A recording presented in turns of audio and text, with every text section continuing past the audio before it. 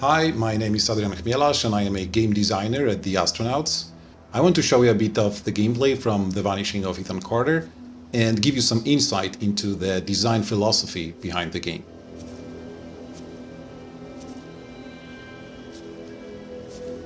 I am a couple of minutes into the game now, past the intro, so let me quickly introduce our hero. You play the game as Paul Prospero, an occult-minded private detective who's received a disturbing letter from a boy named Ethan Carter, and realizing that the boy is in danger, arrives at Ethan's home of Red Creek Valley.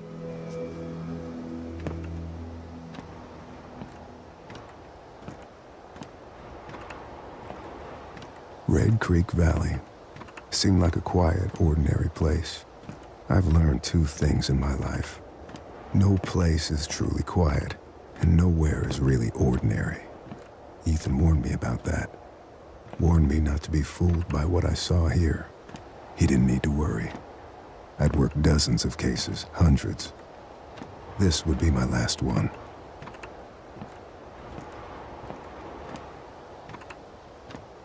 So that's our entrance into the valley. It's a pretty large place to explore. Later in the game, for example, you can also explore everything we see here, that other side of the lake.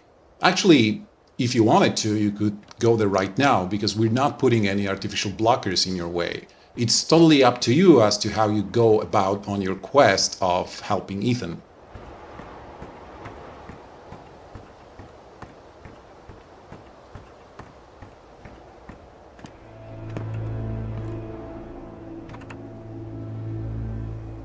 When it comes to the interesting stuff you find in our game, there are two basic layers of examination. The first layer is you. We're happy to let you look around and think and speculate and draw your own conclusions about what you see. For example, you may notice that there is some blood on the rail car, but there is none on the bridge. So whatever bad happened, it didn't happen here. The second layer is this.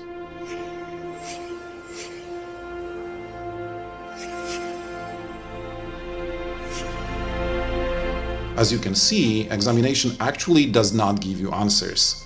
On the contrary, you probably have more questions now than before the object was examined. But what is happening with that crank word?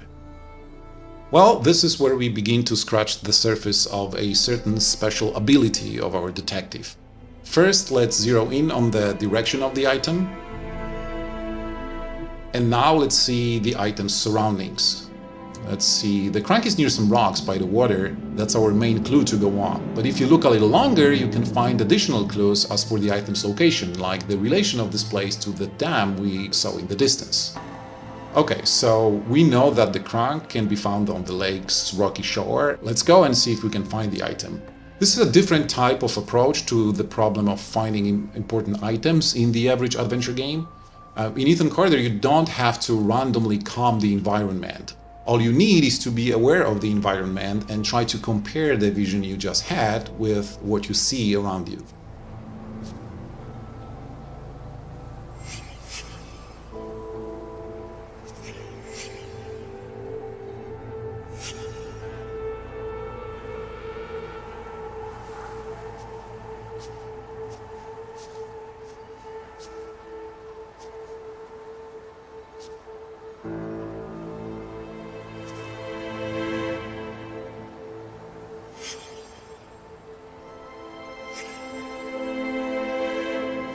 Whenever you discover an important clue, you tag the area with a short description of it.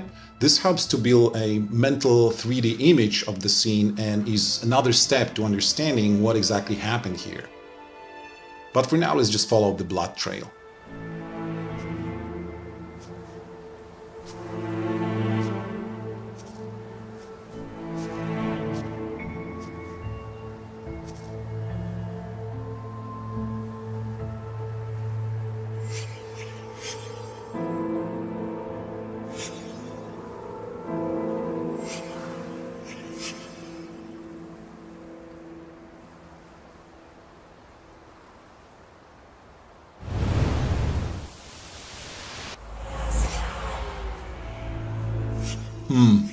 Alright, it seems I cannot connect with the deceased yet, as the death scene has been altered in some way.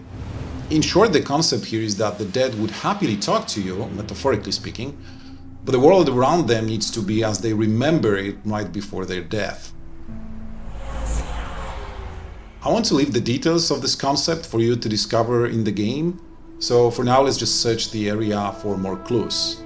By the way, it's your choice whether you want to investigate this death further or if you want to leave it for now and maybe return to it later.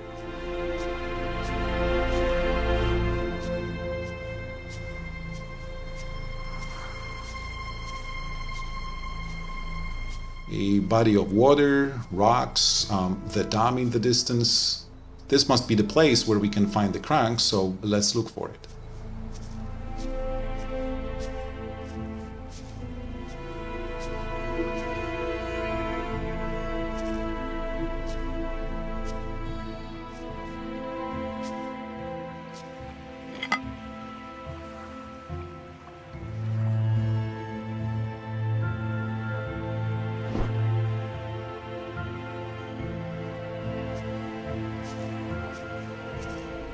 Before I return to the railcar and use the crank, let's see if there are any other clues in the area.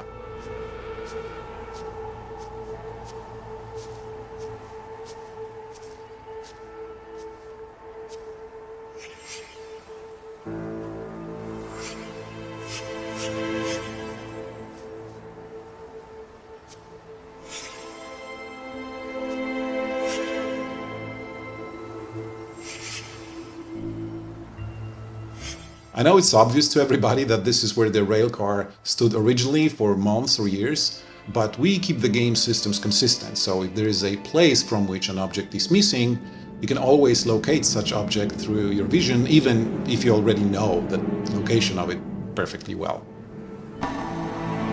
Let's use the crank and get the railcar back to its original location.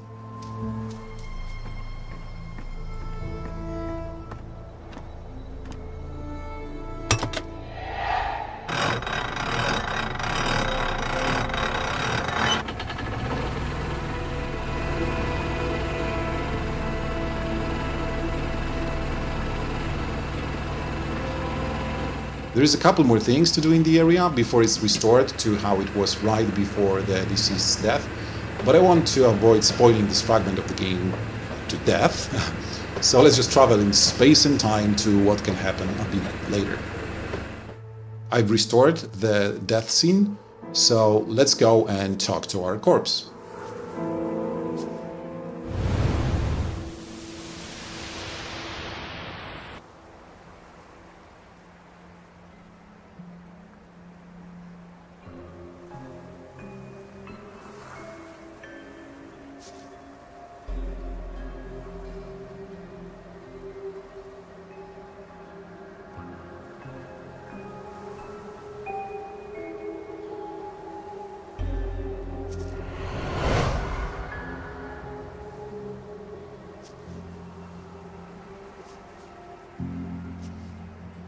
Physically, I am still in the same world as I was seconds ago, but mentally I am in a different place, surrounded by the strongest memories of the deceased's final moments. My first job is to locate all the memories, and that's exactly what I am doing right now.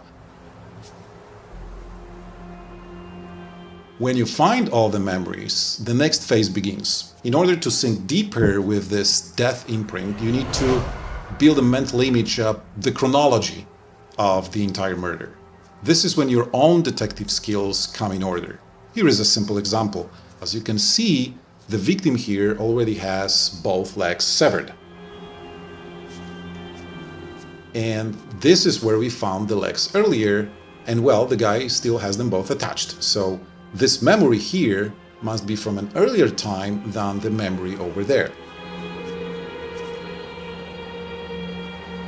Sticking to our no spoilers policy, let's jump in time again. After you propose the chronology, it's time to focus and visualize the crime. Travis! Listen to me! We can destroy it! I know how! You can't destroy it, Ethan. You can't destroy time. And that's what he is. he is forever.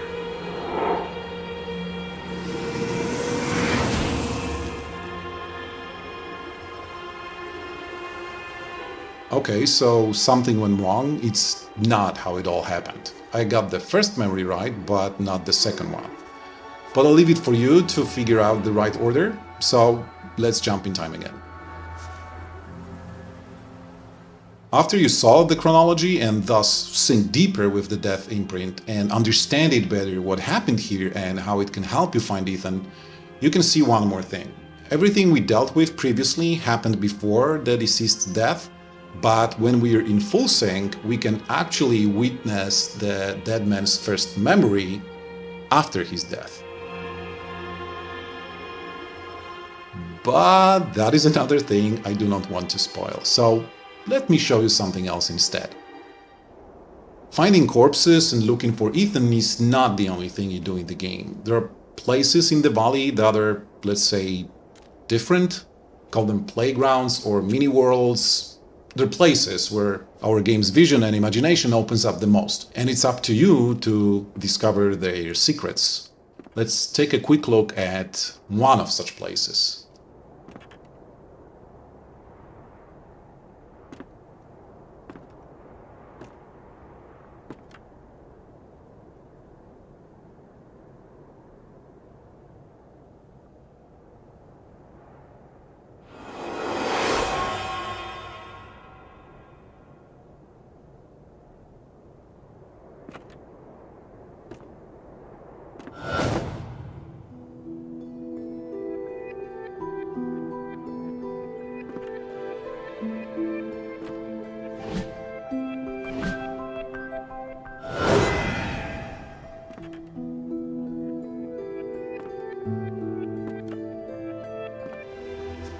And here is another weird place.